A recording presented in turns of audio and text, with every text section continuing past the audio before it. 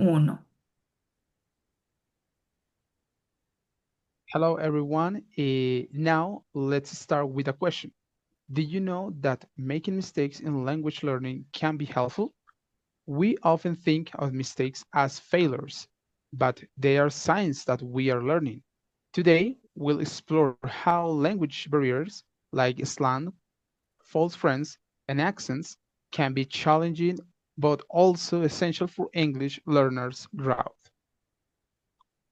Language barriers are obstacles that prevent people from understanding or expressing ideas effectively. According to Abu Arquf 2019, these barriers appear when meaning, words, or pronunciation differ between speakers. They are not just about grammar, they include culture, expression, and interpretation too. Hello, everybody. Let's talk about the slangs. Slangs is the one of the most common language barriers. It includes informal words that change depending on culture and generation. For example, in English, the word sick can mean cool or awesome, not ill. This can confuse learners who interpret it literally. As communicationtheory.org explains, slang often excludes outsiders from understanding group conversations. Let's see some examples of more slangs.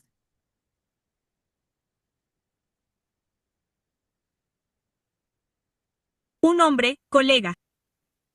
Lo. Siento, colega. Oh, gracias, colega. Cool. Sick. That's sick! Man, what a party! It was sick! Boring. Basic. Gosh, you're so basic. I am not basic. Crazy. Nuts. You're nuts. You're all nuts. Are you nuts? Okay. Now I'm going to tell you my case. In my case, I had never heard about the word sick being used to describe something crazy or incredible. So it's a new term for me to learn because I always thought, and many of us thought that the meaning of the word sick was only used literally when someone is actually unwell. For example, if the last night me and my friends went out to a party and the next day a friend tells me that party was sick, I'm going to interpret it like something bad. You know what I mean?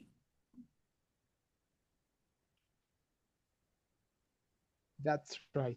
And also, one tricky barrier for English learners is false friends, words that seem the same in two languages but have different meanings.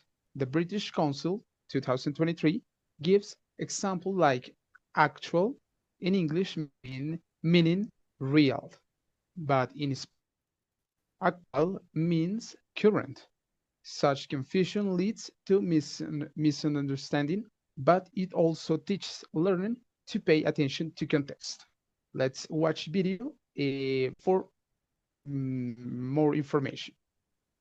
Can we find a bank? A bank? Yeah. I think there's one on the other side of the park. On the other side? Do you need cash? No, I just want to sit for like 10 minutes. Okay. Oh, there's one here.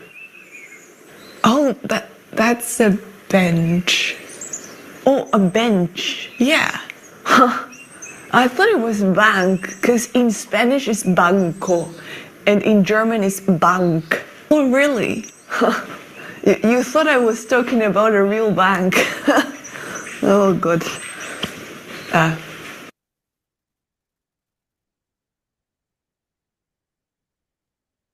As you can see, could be confusing.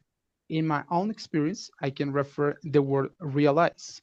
It's very similar to realizar in Spanish and was a challenging word for me. I can refer that was as I mentioned, challenging, but after practicing, I can understand that realizar means to carry out or to perform in English. and for which the English translation would be do or make. It would be for overcome these false friends.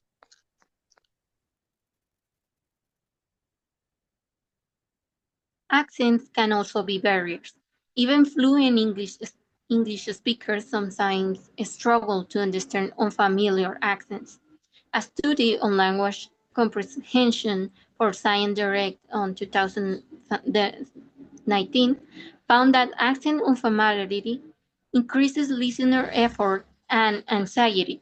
But for learners, hearing different accents is crucial. It prepares them for real-world diversity in English communication. Here, a video for some examples.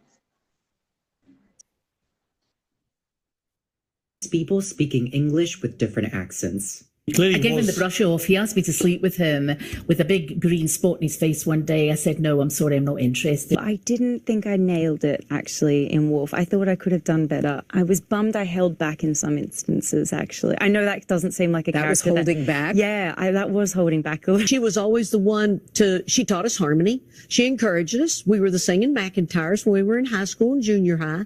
And she pretty much instigated that. And then never would I have ever dreamed in my wildest dreams that as an adult, I would then be neighbors with her myself. Can't argue with the writer. We'll be quicker than anyone around here.